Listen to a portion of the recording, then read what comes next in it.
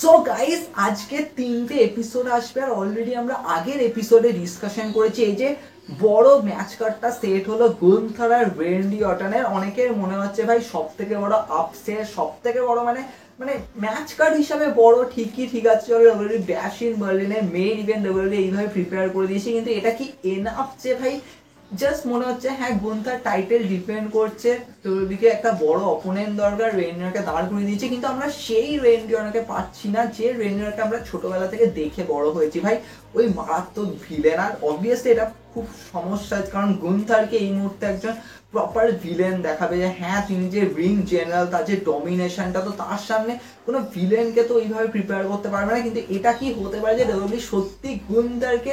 Randy অর্টনের সামনে proper face character turn করে দেবে, মানে একটা ফেস বলবো না কিন্তু দুজন ভিলেনই মানে রেশারেশি করবে এরকম ব্যাপার যে কে কত বেশি ডেঞ্জারাস সেটা ফিল করাবে। দেখো এটা কিন্তু একটা মার কাটারি সিচুয়েশন হবে। আর অলরেডি আমি গাইস আগের এপিসোডে ডিসকাশন করেছিলাম যে ডব্লিউডাব্লিউ হয়তো গুন্থার এই যে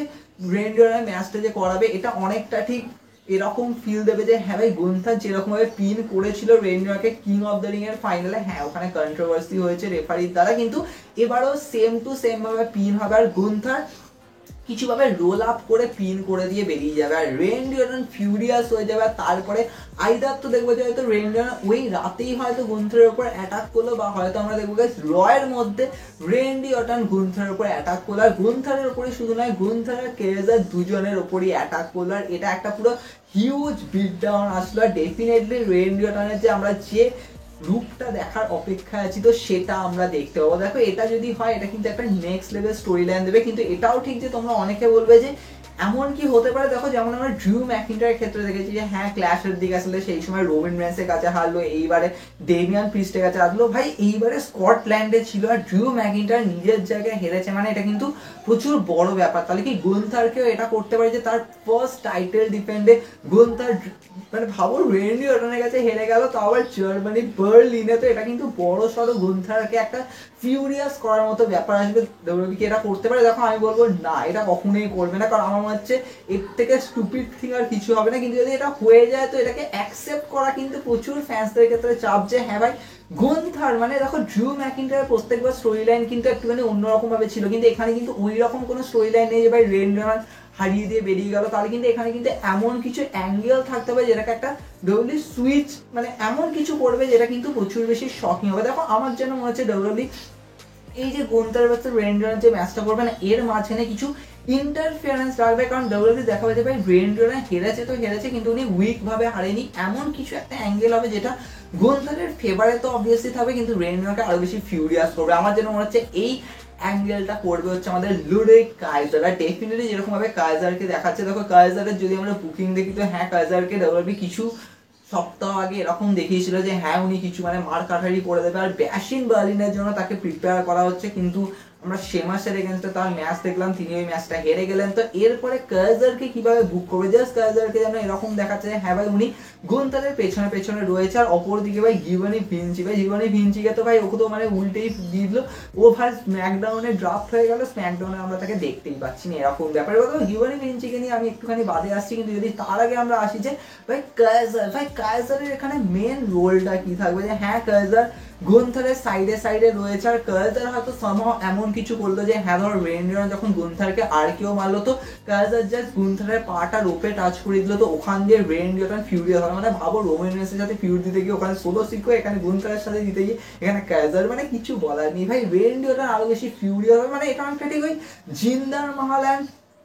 তার সাথে সিং ব্রাদার্স তো অনেকটা এরকম সিন, কিন্তু না এখানে তো ভাই পুরো ইম্পিরিয়ামও নেই, হলে তাও আলাদা ব্যাপার ছিল। তো এখানে কিন্তু মানে সিনটা কিন্তু একদম আলাদা ব্যাপার যে ভাই হ্যাঁ গুন্থার মানে কিছুভাবে ধর রিটেন করে চলে গেল, কাইজার হেল্প করলো, আর কাইজারের মানে একটা মেজর লিডিং পার্ট এরকম থাকলো যে হ্যাঁ কাইজারই গুন্থারকে না মানে সেভ করলো, মানে এই টাইটেল ডিফেন্ডটাকে কিছুভাবে প্রোটেক্ট মানে তার টাইটেলটাকে প্রোটেক্ট রাখলো, এরকম কোন একটা অ্যাঙ্গেল দেবার এখান দিয়ে রেন্ডি অর্টন আরো বেশি ফিউরিয়াস হয়ে যাবে। আর দেখো আমার হচ্ছে এটা তো অবভিয়াস ব্যাপার যে ভাই রেন্ডি আর কাইজারকে একটা আর কেউ তো খেলবে সেটা বোঝাই যাচ্ছে, তো এখান দিয়ে না স্টোরি লাইন লিড করতে করতে থাকবে যে হ্যাঁ ডব্লিউডাব্লিউ গুন্থার আর কাইজারকে যেরকম ভাবে বন্ডিংটা দেখাবে রেন্ডি অর্টন ফার্স্ট্রেটেড হয়ে যাবে। কিন্তু এবার কি হবে যে ভাই হ্যাঁ রেন্ডি অর্টন একটা ম্যাচ হেরে গেছে, এবার আমার তো মনে হচ্ছে এটাকে ওইভাবে করবে না যে হ্যাঁ ভাই ক্লিন ভাবে রেন্ডি অর্টনকে হারিয়ে দিল, এখানে কিছু ভাবে একটা রোল আপ করে পিন করার সিন হবে। আর রেন্ডি অর্টন ফার্স্ট্রেটেড হয়ে গিয়ে প্রপার হিল যেরকম আমরা ক্যারেক্টার দেখেছি তো সেরকমই আমরা দেখতে পাবো গাইস রয়ের মধ্যে অ্যাটাক করবে। আর সেখান দিয়ে গাইস ডব্লিউডব্লিউই গুন্থার আর রেন্ডি অর্টনের আমরা নেক্সট ম্যাচ সেট আপ হতে দেখবো, সেটা হবে গাইস ব্যাড ব্লাড। এবার তোমরা বলবে এটা কি কোনোভাবে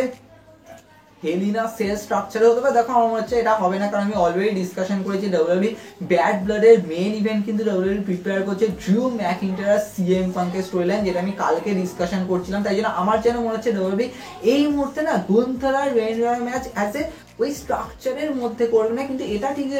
ব্যাড ব্লাডে হয়তো এই ম্যাচটাকে সেট করবে। আর এটার অ্যাঙ্গেলটাও এরকম ভাবে হবে যে হ্যাঁ ডব্লিউডব্লিউই দেখাবে যে হ্যাঁ ভাই গুন্থার এবার স্টেপ আপ তো করছে, কিন্তু রেন্ডি অর্টন আরো বেশি ফিউরিয়াস হয়ে রয়েছে, মানে রেন্ডি অর্টনকে এবার পুরো ফিউরিয়াস মোডে দেখাবে। অবভিয়াসলি গুন্থারও ফিউরিয়াস হয়ে আছে, কিন্তু গুন্থারের সিনটা না এরকম ভাবে হবে যে ভাই গুন্থারের ফাইটটা রেন্ডি অর্টনের সাথে হচ্ছে, আর গুন্থার কার্জারকে একটুখানি সাইড হতে বলবে, ভাই কার্জারকে বলবে যে আমার কারোকে দরকার নেই, আমি একাই ওর সাথে ফাইট দেবো, এটা কোনো দরকার নেই এরকম ব্যাপার। তাহলে কি এই মোমেন্টে এটাই পুরো পারফেক্ট সিন হবে যে ডব্লিউডব্লিউই কার্জারকে গুন্থারের উপর টার্ন করাবে। দেখো এটা হলে কিন্তু একটা পুরো মাস্টারপিস লেভেল পুরো সিন হয়ে যাবে যদি ডব্লিউডব্লিউই এই প্ল্যানের দিকে যায় যে আমরা এরকম ভাবে দেখো ভাই গুন্থারের উপর কার্জার টার্ন করলে। এবার তোমরা অনেকে বলবে এটা তো ভাই ব্যাশিন বার্লিনেও হতে পারে, কিন্তু ডব্লিউডব্লিউই ব্যাশিন বার্লিনে এটা করবে না, কারণ যদি তাই হয় তাহলে কিন্তু গুন্থার রিটেন করতে পারবে না। আর আমার তো ভাই মনে হচ্ছে ডব্লিউডব্লিউই ব্যাশিন বার্লিনে গুন্থার টাইটেলটা রিটেন করাবেই করবে, কারণ ফার্স্ট টাইটেল ডিফেন্স মানে এরকম ভাবে শকিংলি এন্ড হওয়াটা কিন্তু ডব্লিউডব্লিউই কিন্তু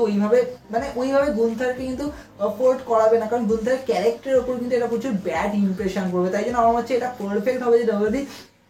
ব্যাশিং বার্লিনেতে কোনোভাবে রিটেন করিয়ে দেবে, কিন্তু মেন অ্যাট্রাকশন যেটা বিল্ড হবে সেটা হবে গাইস ব্যাড ব্লাডে। আর আমরা দেখতে পাবো গাইস ব্যাড ব্লাডে রেন্ডি অর্টন গুন্থারকে হারাবে, কিন্তু তার আগে রেন্ডি অর্টনের যে ফিউরিয়াস ক্যারেক্টারটা ওটা প্রিপেয়ার হয়ে যাবে, তখন ফ্যান্সরা আরো বেশি এক্সপেক্ট করবে ভাই রেন্ডি অর্টন গুন্থারকে হারাতে পারে। কিন্তু ওই মুহূর্তে আমরা দেখবো গাইস গুন্থারের পুরো সাইড থেকে কার্জার বেরিয়ে গেল। গাইস এটা যদি হয় এটা কিন্তু একটা নেক্সট লেভেল সিনারিও হবে গাইস, মানে এটা কিন্তু সত্যি বলতে গেলে না তোমরা অনেকে বলবে যে ভাই এই সময় কি হচ্ছে, মানে সত্যি দেখো জাজমেন্টে ভেঙে গেল। যদি তোমরা এনএক্সটি দেখো তাহলে ওয়াসলি ভাই টার্ন করে গেছে ভাই এমএসকে এর উপর, মানে রস্কেলস এর উপর। তো এটা কিন্তু প্রচুর শকিং যে ভাই এই টাইমে ডব্লিউডব্লিউই না প্রিপেয়ার করছে যে আমরা প্রত্যেকটা ফ্যাকশনের মধ্যে টার্নিং দেখাবো, যে হ্যাঁ ভাই ফ্যাকশন ব্রেক হয়ে যাচ্ছে। তো আমার জন্য হচ্ছে ডব্লিউডব্লিউই কি এরকম করবে ভাই কার্জার গুন্থারের উপর টার্ন করে যাবে, আর কার্জার বলবে ভাই আমাকে তো কখনো স্পটলাইট দেওয়া হয়নি, আমি জাস্ট অ্যাজ এ সার্ভেন্টের মতো গুন্থারের সাইডে সাইডে রয়েছি, তো আমিও স্পটলাইট চাই, এরকম ব্যাপার। এখান দিয়ে আমাদের বলবে কার্জার গুন্থারের সাইড থেকে বেরিয়ে যাবে আর রেন্ডি অর্টন গুন্থারকে হারিয়ে দেবে। আর তারপরে গুন্থার যে মুহূর্তে কার্জারের উপর একটা শট নিতে আসবে আর আমরা দেখবো গাইস কার্জার হয়তো রেন্ডি অর্টনের সাইডে চলে আসবে। এবার দেখো যদি রেন্ডি অর্টনের সাইডে কার্জার চলে আসে,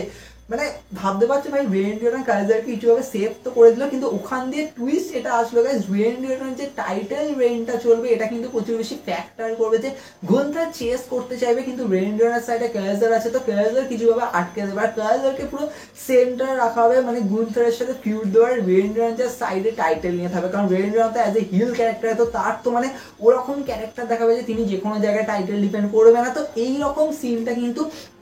ডব্লিউডব্লিউই রেন্ডি অর্টনকে যদি চ্যাম্পিয়ন বানায় তাহলে একটা অ্যাঙ্গেল করতে পারে। তবে তোমাদের কি মনে হয় গাইস, তোমরা সেটা কমেন্টে জানাতে পারো যে যদি রেন্ডি অর্টন চ্যাম্পিয়ন, দেখো আমার মনে হচ্ছে রেন্ডি অর্টনকে এই মুহূর্তে যদি বুকিং না দেয় মানে অ্যাজ এ চ্যাম্পিয়ন করা, তাহলে কিন্তু আর সুযোগ পাবে না, কারণ সেই কবে কোডি রোডসের সাথে ফিউড দেবে, তারপরে গিয়ে কোডি রোডসকে হারাবে, কোডি রোডসকে আদৌ রেন্ডি অর্টনই হারাবে নাকি রক হারাবে, কারণ আমার মনে হচ্ছে আনডিসপিউটেড টাইটেলটা না পুরোটা রোমান রেন্স রক মানে ওই অ্যাঙ্গেলে চলছে, তাই জন্য এখানে কিন্তু ওটা আসাটা কিন্তু খুব চাপ। তবে আমার মনে হচ্ছে এটা পারফেক্ট হতে পারে যে যদি ডব্লিউডব্লিউই এই জায়গায় অ্যাঙ্গেল করে। তবে আরো অনেক কিছু ডিসকাশন করা যে আমরা অনেক কিছু করবো, দেখা হবে নেক্সট এপিসোডে।